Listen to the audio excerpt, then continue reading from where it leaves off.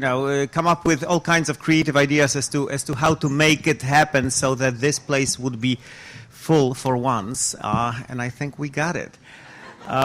Before we move on to welcoming our guest, which should be very, very shortly, let me find out whether we need to do it bilingually or just in...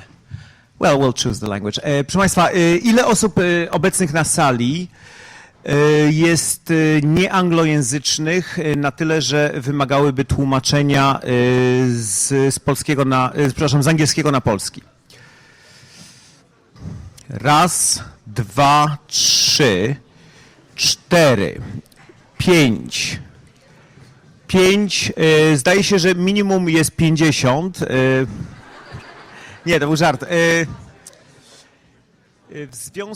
Bo jest coś takiego, że czas naszego spotkania z gościem jest ograniczony, a oczywiście tłumaczenie sprawia, że wszystko się wydłuża o 100%, w związku z czym, jeżeli to jest tylko możliwe, to byśmy chcieli tego uniknąć.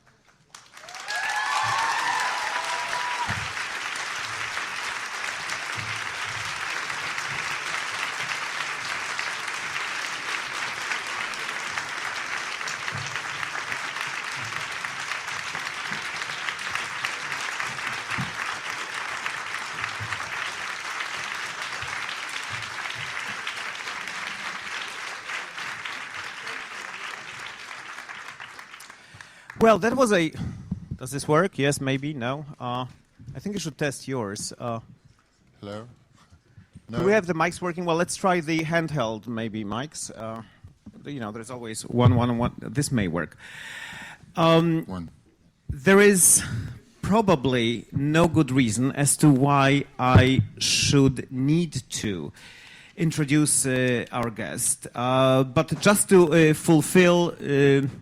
official requirements, let me say that I'm sure you've seen him in dozens of films, television programs, everything from romantic leads in such films as Truly, Madly, Deeply or Sense and Sensibility to some of the greatest villains ever in film, from Die Hard to the Sheriff of Nottingham in Robin Hood.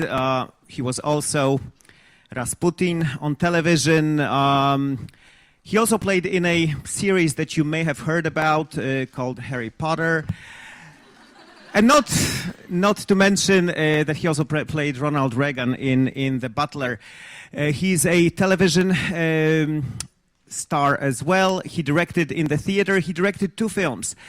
In 1997, he directed Winter Guest. And now the film A Little Chaos that you just saw. And last but not least, he is consistently mentioned as one of the 100 sexiest movie stars ever by the Empire magazine. Mr. Alan Rickman!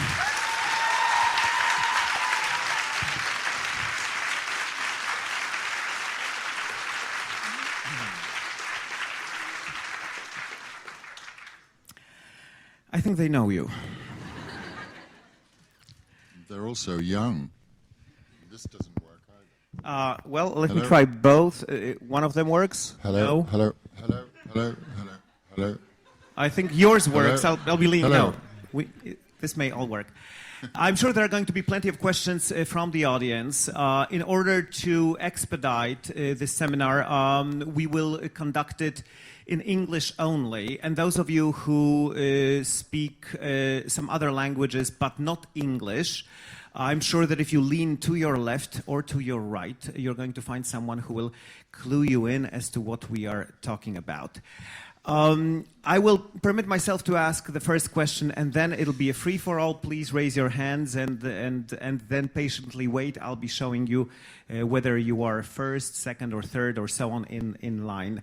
But we are welcoming you here in numerous roles. Yesterday you received the Krzysztof Kieślowski Award, which is for acting. Today we saw you as an actor playing the character of Louis XIV, but also you're here as a director with only the second film that you directed ever. And I'm curious about that part, as to what 17 years after you made your first film as a director compelled you to stand not in front, but behind the camera. Something else got in the way for 10 years. And what might that be? One thing you learn is that in order to direct a film, you have to have at least a year of your life available, or maybe a year and a half, and in this case, nearly 2 now. But when we started Harry Potter, there were only 3 books written, so I didn't know what was going to happen. And then 10, 11 years down the line, I'm still there, but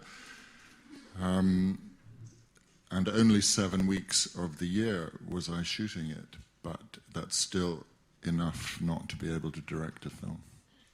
I directed in the theatre in the meantime, and did plays and stuff, but don't have the time. The first film that I mentioned that you directed, Winter Guest, first you directed on stage, and then you made a film version of it. Here it was from an already existing screenplay, as I understand it, but you did not star in Winter Guest. Here you have a very prominent role. How is it to direct yourself? Well, it's impossible. And not advisable. And I wouldn't have done it were it not for the producers saying it's an economic necessity. I really had no choice. Fortunately, he doesn't appear in it that often, and secondly, if you're playing Louis XIV, you stand pretty still, so everybody comes to you. And they listen to you, no doubt. Well, let's open it up to questions from the audience. Anything and everything that you've always wanted to know from this very special guest of ours. Yes, please.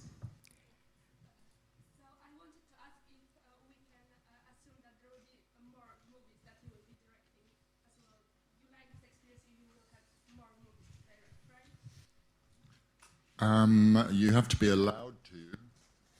You have to be allowed to. This is coming and going. Well, let's switch. Mine works.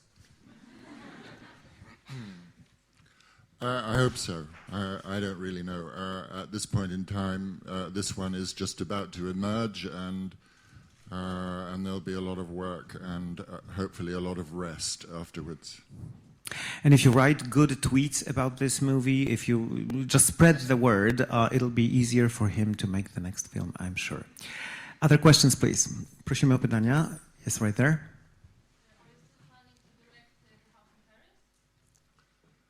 The writer hopes so. At the very end, top, please.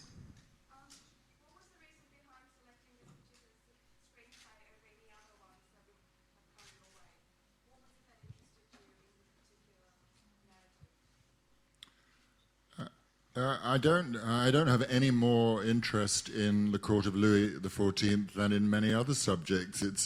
That's the background to me. The interest to me was, I suppose, the sexual politics of men and women and male control and women in a society where they have not really many options except to be decorative. And also, it says 3 screenwriters. Actually, all of the dialogue is from Alison Deegan, and the whole initial concept is hers.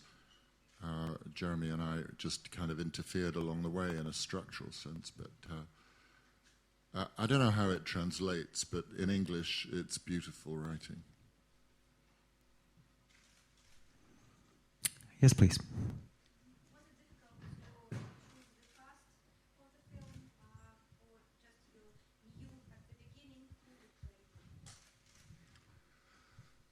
Well, I kind of always knew it would be Kate, and it was just a case of when she would be free. The good news about waiting to direct the film is that even 5 years ago, she would have been too young to play it. She's got to be believably a professional woman with a past and a 6-year-old daughter. So once Kate was there, then you kind of, England, like Poland, like everywhere, is filled with wonderful actors. They just have to be asked and given the opportunity. So, as an actor, I'm not really interested in their IMDb score. But I will jump in right here because Kate Winslet is someone with whom you starred in Sense and Sensibility. And I'm wondering whether there were any connections between the work that you did together back then and, say, I don't know, the garden scene here where you pretend to be the gardener, kind of a wink to the audience. Well, of course, it means that Sense and Sensibility was Kate's first big film. She was 19 years old, and we had to develop a close relationship in that. So there's a huge amount of trust, even though, of course, to meet a 37-year-old woman, it's like a whole different human being with children and lives and stuff going on. And not to mention the fact that 2 weeks into shooting, she announced that she was 9 weeks pregnant.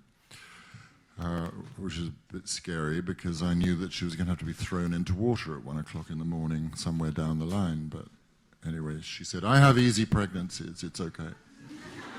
So you didn't have to change anything at all to accommodate her? No, because thank God for corsets. That poor child was roped in.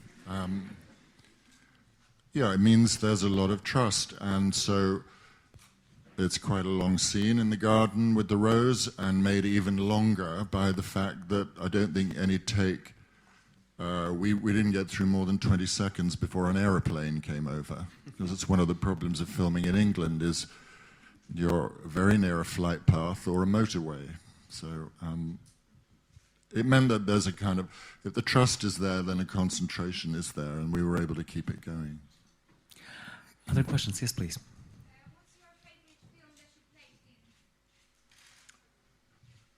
I don't watch them.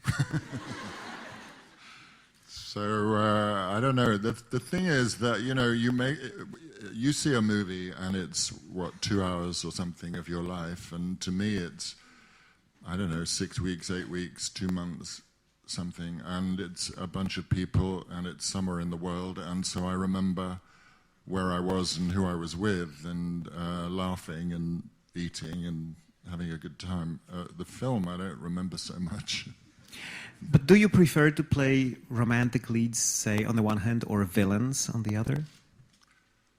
I don't really put labels to any part that I get involved in, because I think if you do that, then you're already judging them.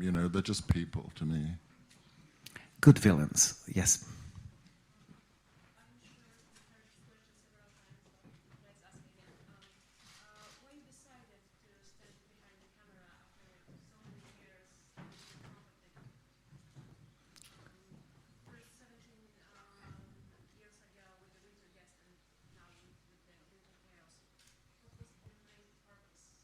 Other than what you said before.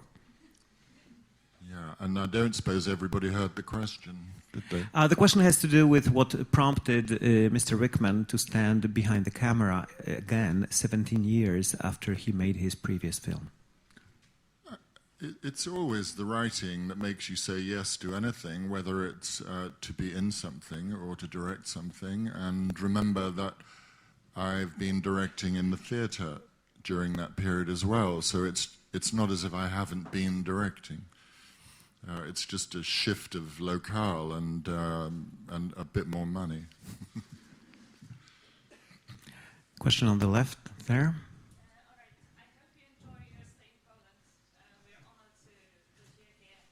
And my question is, have you come across any obstacles while directing chaos besides Kate Winslet's pregnancy? I think every director will probably tell you the same. It's all about obstacles. The moments of freedom are glorious, and mostly it's about how do you dodge the obstacles. It's certainly, as I said, in England, the flight path, the motorways, the weather. There's a scene in the film where Matthias finds the glove and Louis is under a canopy. That's real rain. And that's not pretend. And It was a question of that scene of coming up with a way to shoot the scene. So thank goodness for production designers who say, well, I've got this bit of old sacking. We can put it over Louis XIV. You know, always budget and how much money. So at Blenheim Palace, we had 3 days, and the producers said, we cannot go over.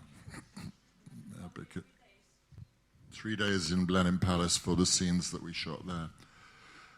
That whole dance sequence at the end, the whole discovery of the finished fountain, I think we had 3 days, and 1 day was rained off, so that's just 2 days. Yesterday, while accepting the Kieślowski Award, you were very grateful toward the DP on this picture, Ellen Kuras. I'm wondering how you found her in terms of connecting professionally, and from your angle, what exactly was her contribution to the finished film that we saw today?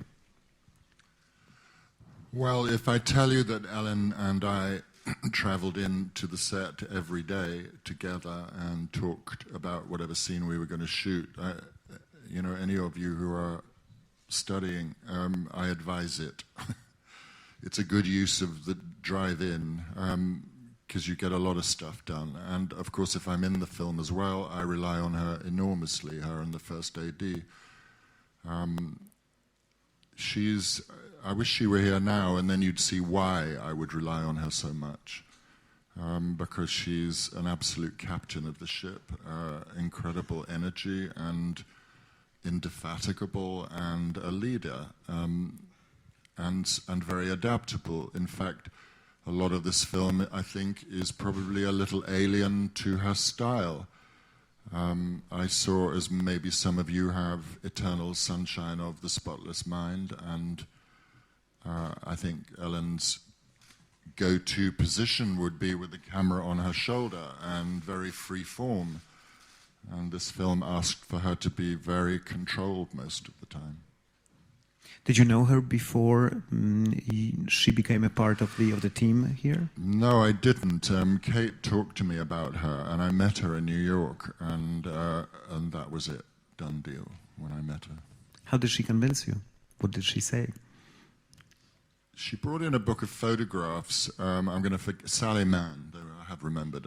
Sally Mann's a very interesting American photographer who's taken some pretty controversial photographs of her children. And it was her talking about how to deal with images of Kate's dead daughter in the film. There was a question here somewhere. Yes, please.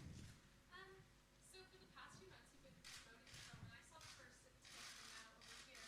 Have you noticed if people's perception, whether that be public or press, have changed of the film based on where you have been promoting the film? Like, has it changed if you're in Canada versus here or America?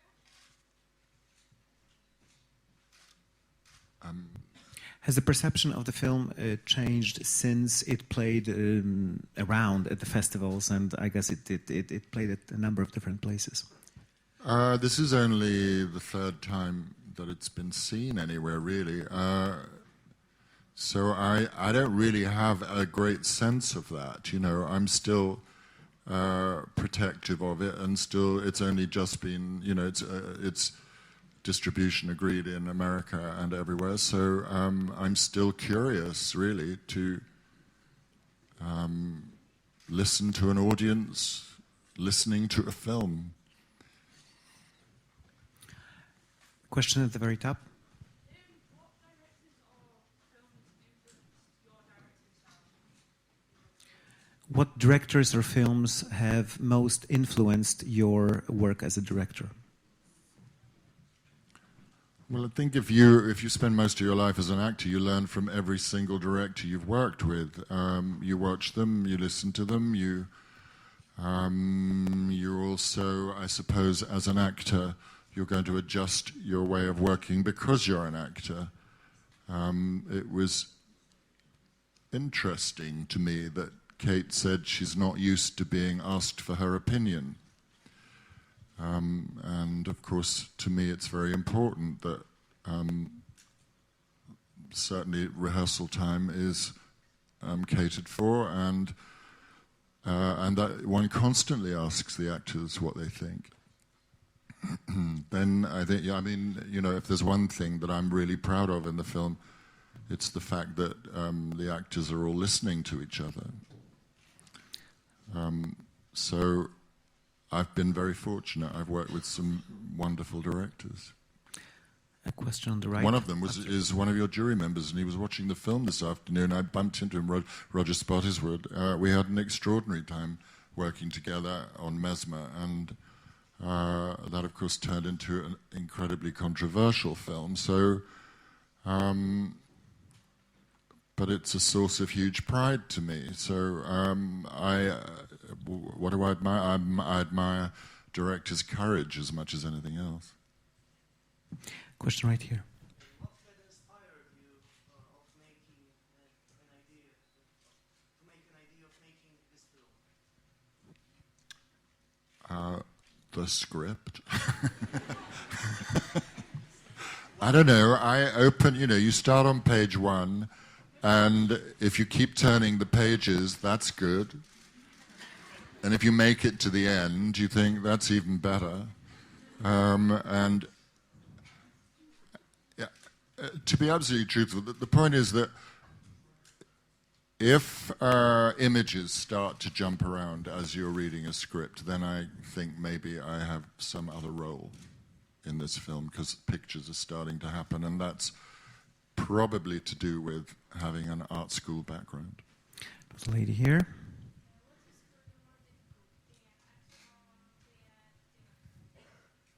The question was, what is more difficult, to be an actor or to be a director? Well, I don't know. I think about both jobs as being either easy or difficult, depending on the time of day or the circumstances. One of the great things about directing a film is you discover that you are surrounded by an incredible support team that you rely on. Sometimes as an actor you feel incredibly alone. I don't know that I ever felt incredibly alone as a director, because I could always turn to somebody and say, what did you think? I don't know, they're both great jobs. They're both sometimes pleasant jobs and easy jobs. They're both sometimes really difficult. It's a question at the top. Hi, I was just curious how difficult it was to convince Kate Winslet to star in a film in which we don't see her breasts.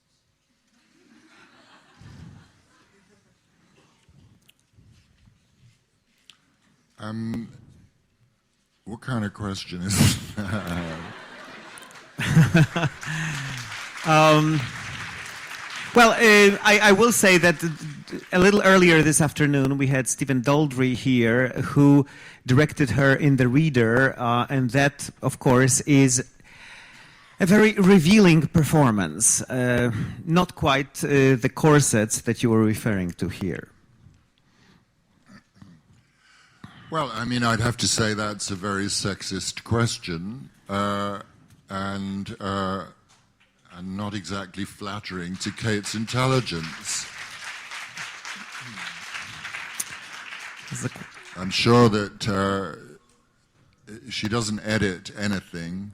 She comes incredibly well prepared to the set. She's an absolute goldmine of preparation and honesty and not judging her characters. She will do what is ever is necessary for a part to be relevant and truthful. Question right here. Are there any films that you've starred in that you would have liked the opportunity to have directed? I'm sure there's quite a few directors in my past who said I interfered anyway. So, no, that's not my job. My job is to, if I'm acting, I'm just there to be an. The thing about an actor is and that's the problem about acting and directing at the same time. I think an actor should be on the front foot and a bit like an animal. You have to have your instincts available. A director, probably to generalize, has to be on the back foot watching. The two things are not very compatible. Question right here. I'd like to ask you a question about the film, which is not probably very well known, The Dust. Because you know that your fans all over the world are arguing about what this film is about. So probably could you give the slightest hint as to the short film? Being asked about a short film called Dust, which I'm sure that you're the only person in this room that's seen. So, what do you mean, what is it about? It ought to be pretty clear, I think. It's about dust. Let me ask you, what do you think it's about?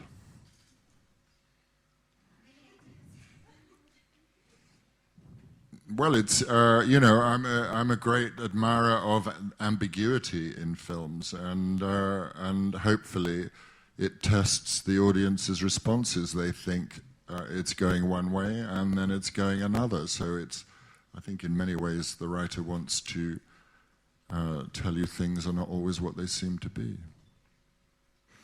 Lady in the middle. I would like to ask you, how was your work with the editor, as a director and as an actor?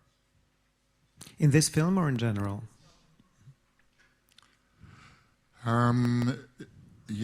Right at the beginning, Nick Gaster said to me, okay, this is like a marriage, with all that's perhaps good and bad about that. I think it's a very difficult relationship, because you have to give your editor some freedom, but you have to make sure that it's your film, I think. And so there are times when it becomes not confrontational, but you have to stand up for what you believe, but also the editor has to feel freedom to try things. And then you have to try to be open enough to accept them. And some of them are quite difficult to watch, yeah. I don't think there are any general rules, because it's about two human beings and it's going to be different every single time. But I hope to grow up enough one day to be able to walk away from the editing room and let the editor get on with it for a week, rather than, rattling the door and saying, what are you up to in there? Gentleman at the top. I was interested in what you said earlier about that you're very proud that the actors were listening to each other on this film. And it felt like, but just an interesting comment. Could you expand on that? It feels like there's more you could say. Well, I think that, a lot of the time, acting, in my experience, can be actors taking it in turns to speak. Here's my bit, and now when you've finished talking, I'll do my bit again. I think that I could point to moments in the editing experience where the power of Kate's listening is so strong that you want to keep the camera on the person listening, because part of the story is watching somebody grow and change, and you only get to understand that by watching her hear other people speak. So I suppose I would always define acting actually as active listening. You only speak because of what you've just heard somebody say. So what you say as an actor has to be because you have to speak. If it's the result of you having stood in front of your mirror and rehearsed it perfectly, then it's not going to have any drive to it. There won't be any thought behind it. It'll be a collection of, this is how I act, or this is what I thought about this speech. And it's going to be slightly dead in the water. If you get people to only focus on what they're hearing and not what they're saying, some wonderful things happen. In that sense, how is cinema different from theater to you? Not at all. Same thing. Yes, please. The lady here. No, Sir. I would say to answer that, actually, I think having worked on film has helped me to act on stage rather than the other way round, because I've learned to, well, the great belief of mine and other people that less is more, and that actually you can stand still on a stage and think, and it will register. Yes, please.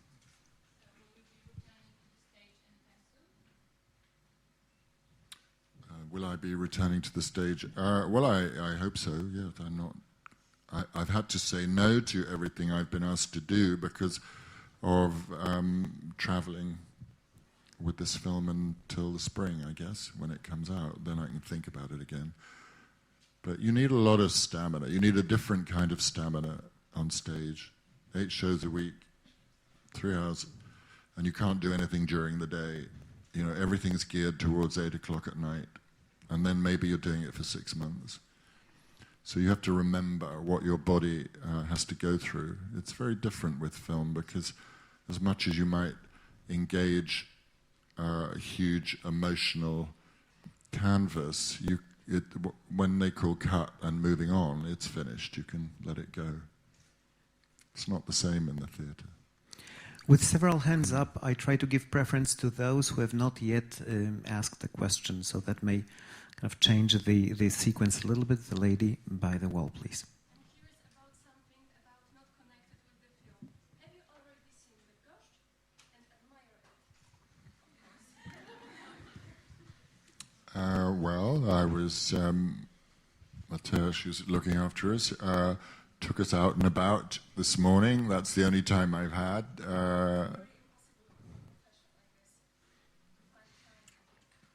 Well, it's not that, but I mean, we're only here for like 2.5 days, so... but of course I'm curious. I don't want to stay in a hotel all the time. I'd much rather know where I am, so... But Sunday's not a good day because everything's closed. Question in the middle. In your opinion, someone who want to be a director should be an actor first? No. No, not at all. I know, I've worked with wonderful directors who would be terrible, terrible actors. Yeah, doesn't matter at all. It just so happens that there are, fortunately now, some actors who are also directing. The interesting thing is that somehow or other in America, they allow them to act, write, produce, direct, doesn't matter. And somehow or other in Europe, people say, so you're doing this now, and you're not doing that. And so I say, good for America to get rid of the dividing lines. Gentlemen. But no, you don't have to go and act. Gentleman to my left. May I shake your hands and grasp your great movie personally? You may, yeah. Thank you. Let's wait with it, or else we will have everyone else thinking the same idea. So a little later, we'll try to facilitate that. Yes. Obviously, you've played a plethora of different styles of role throughout your career, from villains to comedy to romanticism. Was this film an opportunity for you to go back to more of a satirical comedy route to kind of impress the audience with your wit, which maybe has not been seen as much as maybe your villainous roles? I'm not going to give you examples, but I hope that I think humor is there to be found in almost every part you play. I was saying when I played Hamlet, I got a lot of laughs.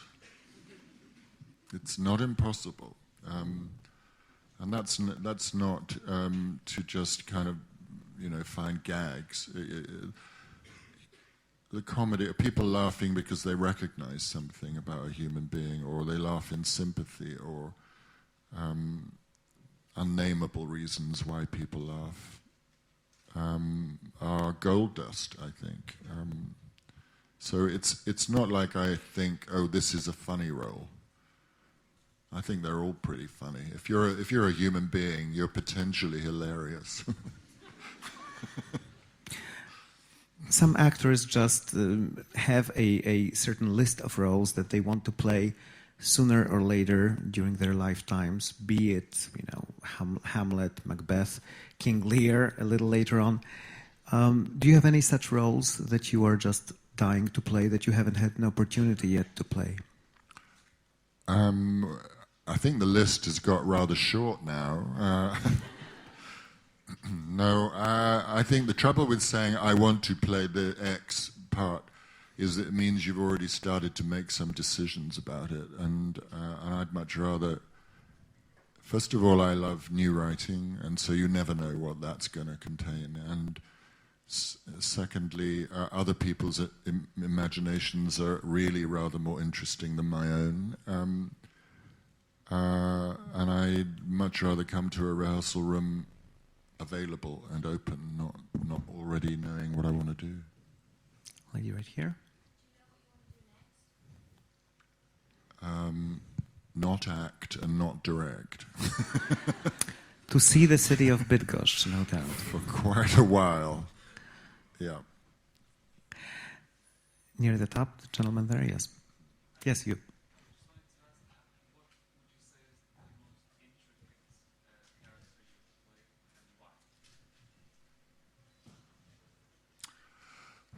What's the most interesting character? Well, I mean, I hope that I've found them all interesting on some level. Otherwise, they wouldn't. Complex, intricate, I think was the word. I really do get involved in different ways. I would feel like I was being. It was sort of favoritism to pick anything out. I'd say, however, that I've played, well, including Louis XIV now, I've played a few people who really existed. And that's quite a challenge because, so for example, if you're playing Ronald Reagan or Eamon de Valera, you know, half of the people who know anything about either of those people hate them or love them. So you're standing on a tightrope in terms of other people's perceptions. With somebody like Louis XIV, people come with all sorts of preconceptions. And as I said at the beginning, this film is not remotely historically accurate. You know, if it had been, I would have not had to stand up or dance in it at all because he couldn't at that point. He was in a bath chair being wheeled around. And if you're playing a real person, you have to try to get rid of any judgments about them. You become very protective of them, actually, in order to try to present somebody clearly and cleanly so that other people can make the judgments. And I remember when I was rehearsing De Valera and Neil Jordan, this is in the film of Michael Collins, Neil Jordan said to me when we had a read-through, he said, "So do you hate him yet?" And that really made me put boxing gloves on behalf of that character. Because, you know, it would be no secret, and if Neil were here now, he would tell you that, you know, De Valera is not exactly his favorite character in history, in Irish history. So you become very protective of them, and I think it's similar with Ronald Reagan. There's a lady there, yes. How long were your rehearsals in comparison to when you directed theater? And do you feel that you need more time or less time or equal time when you direct film in comparison to theater? This is about rehearsals for film. Yeah, it's a controversial area. Of course, producers don't really understand what rehearsal is for, and so they don't want to pay for it. With a film like this, I think it's crucial. We only had like 10 days maybe, but at least you're able to talk about language and the weight of it and the tone of it, and to discover maybe things that could be cut, because an actor can make a thought, a connection much quicker by taking a line out. So I think you only discover those things when you have a marketplace situation. When you're on the set, the pressure is so great. But I know there are actors who would say, I can't stand rehearsing, I just want to do it, and I don't want to be thinking about reproducing something, nor do I. But I just think it's a good place for everybody to, to create a kind of democracy, I suppose. But listen, I mean, there are so many... yeah, I would have more rehearsals. But that's just my taste. I'm absolutely not saying it should be a rule book. Gentleman here.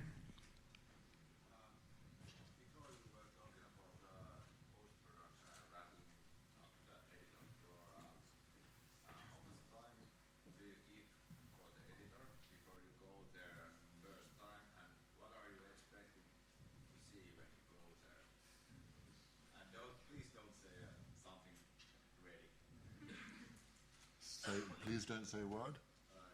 Something that is ready. Oh no, it wasn't ready.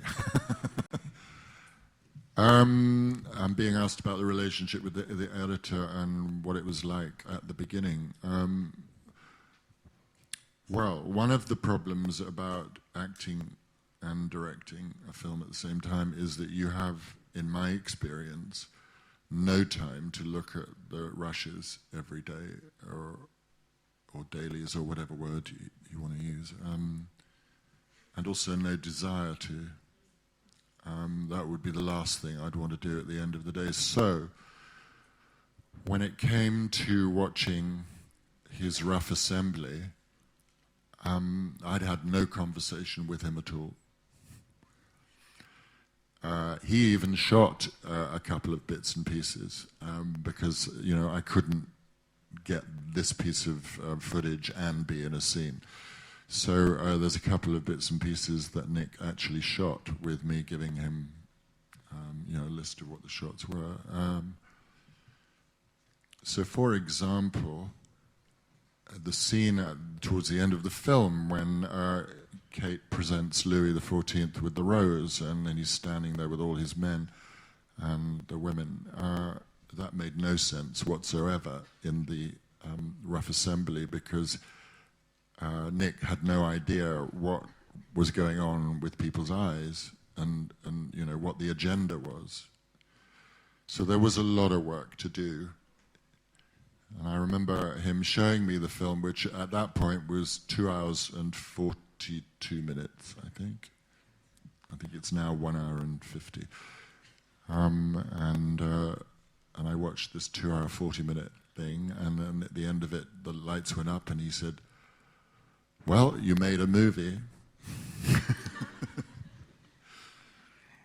It's just part of the process. I'm sure it's different if you're talking to the editor the whole time. Then, there's something shared, but he was working on his own. So are you going to see this long director's cut on DVD one day? Never, ever, no. There was a lady at the top, please. I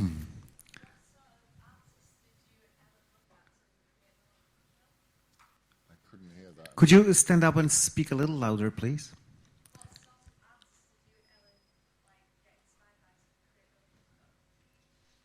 What sort of what? Artists. Oh, painters, you mean?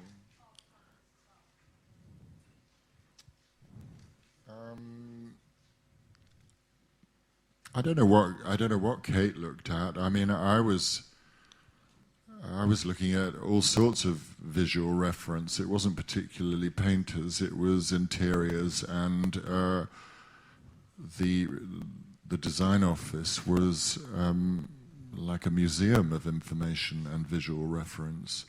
But also, it was a case of we were using English interiors, and then working out they were 17th century French, either actual interiors that had been brought over, or they were, being adapted by James, the production designer. There wasn't much of a trip to the museum of paintings, really. It was a big field of reference. Question there on the stairway.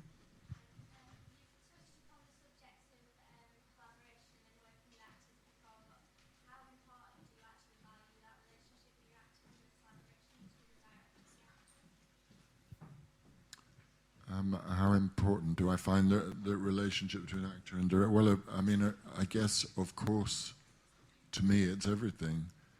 It's what I understand. I hope it's evident in the film. I hope that the feelings and thoughts are transmitted to you. You don't get any of that just with camera work. There's something much more to do with the actor and the conversation with the director. What are you thinking? What are you feeling? What's happening here? Talking about that. And a lot of it's silent. So, it's a huge part of it to me. In terms of that collaboration, there are directors who are more hands-on. They more specifically try to craft the performance by the actor. And then there are those who simply give the actors more of a free rein. Where do you fit as an actor? Namely, which do you prefer when you act? And is it the same way when you direct someone else? I think with this film, I was probably quite controlling because of its innate rhythm and the less is more of it, and the please don't act, just say it, think it. So, any overacting was smacked quite early on. Not in a bad way, but... No, I think it's an interesting question. I think the writing itself made very specific demands. It's not naturalistic English, actually, as much as it may sound like it. It isn't. It's quite constructed, and that means everybody has to land on it in the same way. Otherwise, we're making, 5 different movies. Yes, please. I would like to ask you if you're in any way similar to any character you have played ever. As a person. Am I similar to any character I've played? Well... Now we'll truly find out who you are. The thing is, I've said it before, but, a violinist has his Stradivarius or whatever, and he can put it in the case and take it, and lock it up at the end of the day or at the end of the concert. This is what I have to work with. What's in here and what's in here, and that's the sum of who I am and what I think and who I was taught by and what I believe and how that changes or doesn't. And so, I'm visible in all of them somewhere. And they're my choices a lot of the time, or my willingness to be led by another human being. I am my own instrument. He could have said Rasputin, but he did not. Well, no, there's a very interesting case in point, because, of course, Rasputin, is what I was saying up there about playing people who really lived. Rasputin is a character who's mightily misunderstood. He's thought to be this, arch, menacing, mad creature. In fact, were he alive now, he'd have a very successful practice in Harley Street or whatever the Polish equivalent of that is, because what he was doing was hypnotizing, and nobody knew what that was then. They thought it was mad magic. Now he'd be earning a lot of money. The lady behind you, yes. I would like to ask you about the narrator. About what? Sir? Narrator. Oh, right. It's opportunity to do something different or a hobby job like acting. I mean, how I fish, boy in bubble. These are things that I don't know who anybody knows what. So, being a narrator.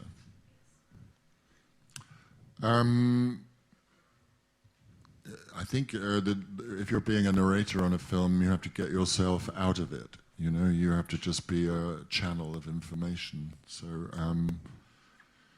the good news is that if you're a narrator, you don't have to learn it. You can read it. I don't really know how to answer the question. You just have to be very clear and clean and efficient.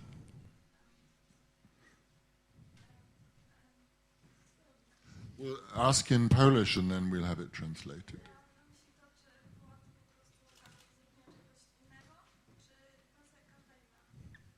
Was it an opportunity to create something different from what you usually do, or just a job like any other?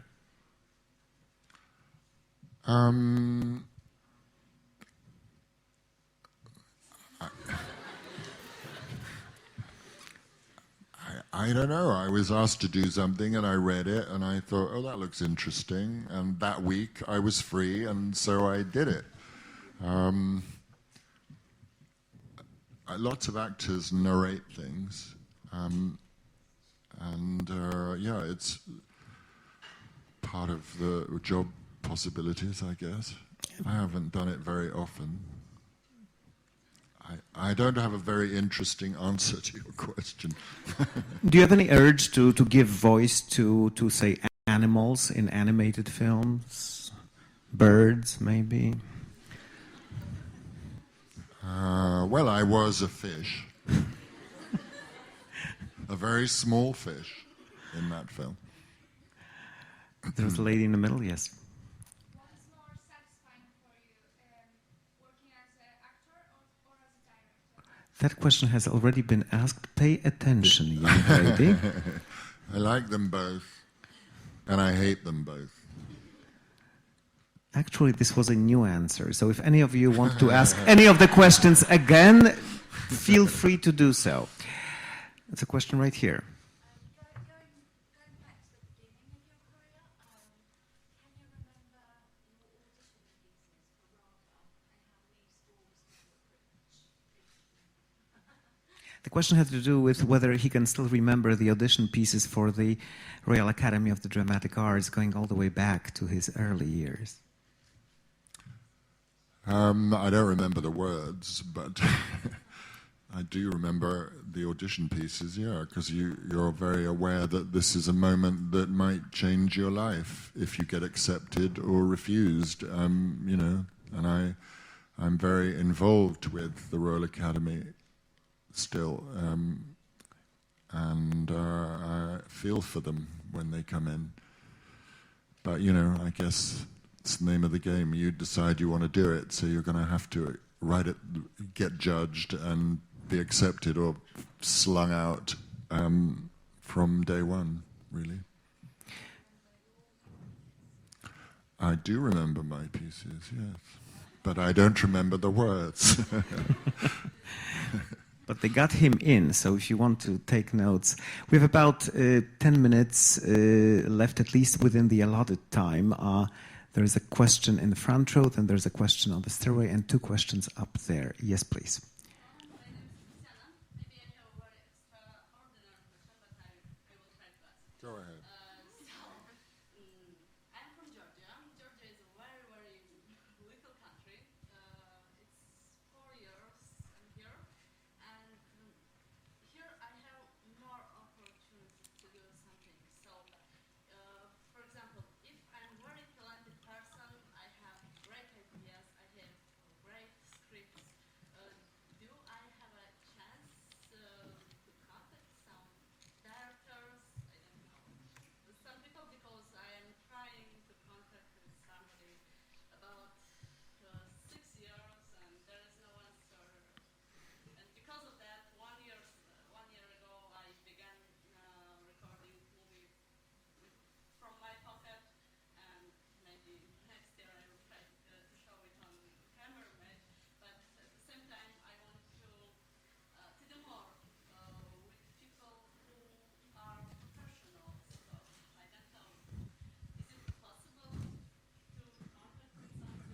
If you have a script right now, bring it here. Now I'm recording this voice.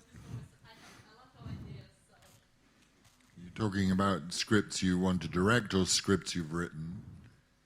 Which? I have a script written in English, and they are waiting for their turn. So I don't know what to do next. Well, you have to do what everybody does, which is to send the script to the agent of the director. 4 years, there is no answer. But I'm sure that the scripts are very, very great because they are not. Sorry, but I'm sure that they're great because they are not like the old movies which we can see in nowadays. I'm very extraordinary person, so sorry. You just have to persevere, honestly. You have to, kick the doors down.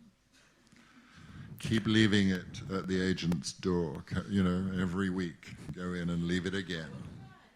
You will see, we will be colleagues. Oh, okay.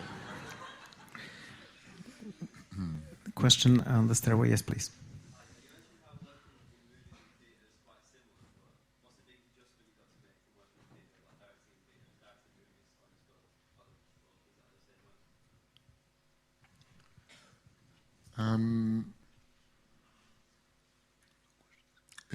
way? It's a question of what's the difference between directing theatre and film? Well, I think it's a question of time organization, really. You've got a lot of people breathing down your neck. If you're directing a movie, they want decisions. And the decisions are all based on a lot of money. Would you say you had more control in directing theatre? Sorry? Would you say you had more control in directing theatre? It's a different kind of control. You know you have a period of rehearsals and you know when you have to get it ready by. So it's you and the actors, and then there'll be a conversation with designers, of course, going along at the same time. But the end result you can get to in a more measured way, I suppose. But you never know quite what problems are going to get thrown at you or what hurdles you're going to have to jump over. But at least you're there from, I don't know, say 10 in the morning till 6 at night, and you're all involved, and it's only going to take place in this one room. I mean, it's kind of obvious, really, that if you've got 3 days for a major scene in a room at Blenheim Palace, and then the designers have to be able to turn it round to look as if it's 2 rooms, and we've only got an hour to do that turnaround. Somehow or other, you have to organize your time so that you're talking to the actors so efficiently and getting them to hit a mark. And it's just a hugely different set of agendas. And also maybe you have to have made a lot of decisions beforehand on film, and maybe in the theatre you don't. Maybe you can discover stuff much more as you go along.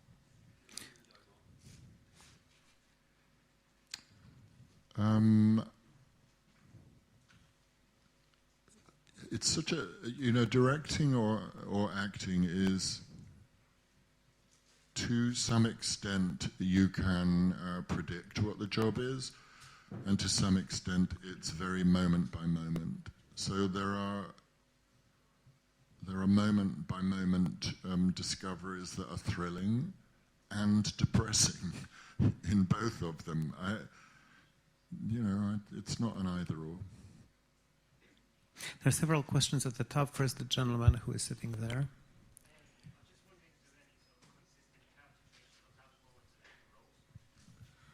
I got consistent, and then I didn't hear the bit after. Please stand up and speak loudly, if you could, please.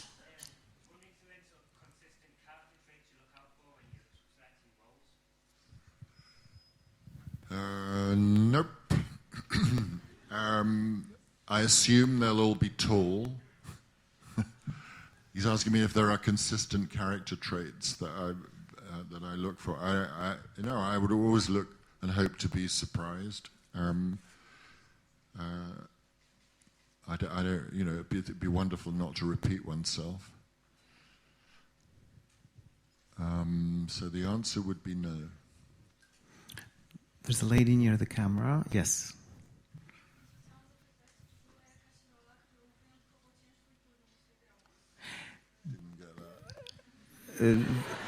This you will have to ask tomorrow after he spends another day in Bydgoszcz and his Polish gets a little better.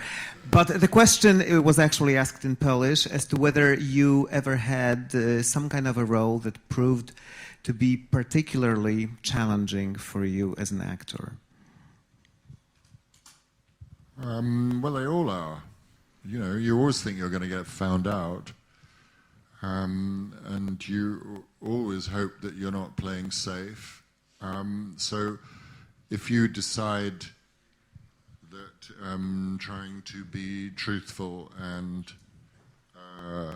honest and inventive and all of those words is the way you want to go, then, it's a challenging path to take. The lady at the very top. Do you think each film should teach a moral lesson, or is it more about evoking emotions? Well, I'm not sure what she was referring to, but it's either about teaching a lesson or invoking emotions. But with respect to what? Film in general. Oh, film. I think is the main purpose of it. Should a film always teach some kind of moral lesson, or is it more about evoking emotions? The purpose of cinema. And the meaning of life. We'll get to the meaning of life in just a moment. I think we should probably go around the room and pick up, I don't know, whatever it is, 300 different answers, and they'd all be true. It could be to entertain. It could be to escape. It could be to inform. It could be to challenge. I don't know. I watched Birdman last night, and it did all of those things, often at the same time.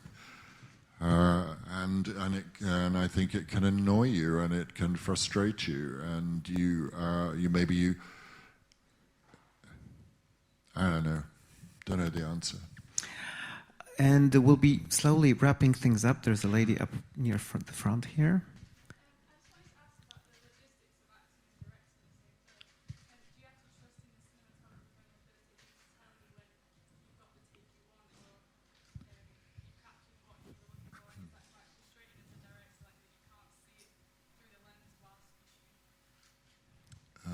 What are the challenges and frustrations of acting and directing at the same time? And you trust your cinematographer hugely, and your first AD hugely, and your fellow actors.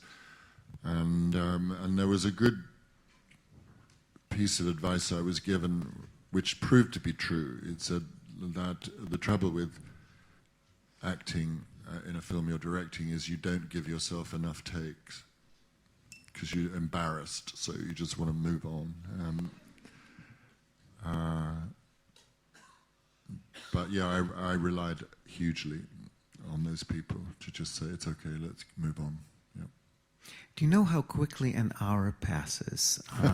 And we didn't even translate anything into Polish, thus enabling many more of you to ask questions than otherwise would be the case. And since I had the luxury of asking the first question, I am also going to finish this up with a very general question. No, not about the meaning of life, that we can ponder later while sipping, something very suitable. But given how many young people there are in the audience today, even though you've covered a lot of ground, sharing your experiences and dispensing wise advice, is there anything that you would like to tell these young people who are aspiring cinematographers, directors, actors, that might help them in the future above and beyond what already has been said?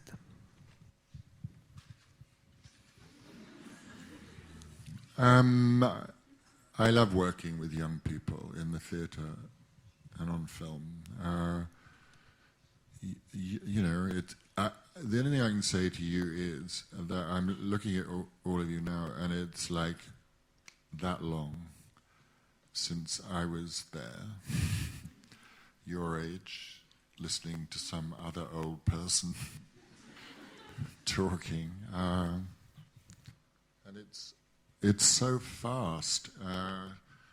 So I just encourage you to treasure it and honor it, and be brave with what you have, and be curious. You're living in a time where, you know, everybody's heads are down looking at their iPhones and iPads and on computers, and I despair of young people forgetting to look up and out, and wherever you are, you know, maybe there should be a moratorium on computers and looking down, and, you know, one day a week, lock it away and don't look at it, and make sure you keep asking questions all the time, so that, you know, you're only as rich as your imagination, and an imagination doesn't exist all on its own. It has to have stuff put in all the time. So if I ever talk to young actors and they're talking about, you know, the challenges of not working, then the only thing I can say to them is, well, if you're not working, you can still read a book and you can know what's going on in the world. You can watch the news, you can have opinions, you can go to an art gallery, you can listen to music. It's all available to you. You just have to respect this, what we're calling about, this instrument. You have to have huge respect for it, and pile it full of information and imagery, so that when you get a script and you're going to direct it, you know, you've got a resource, and there's information in there, and ideas and pictures, and they will be completely personal, because you're all incredibly different people. So well, that's what I'd say. Get your eyes up. Those of you who were recording it on iPhones, you'll have it available forever. As for the rest of you, I hope you'll remember it forever, because it's worth it. And with these wise words, let's thank our incredible guest who's been generous in sharing his time, Alan Rickman.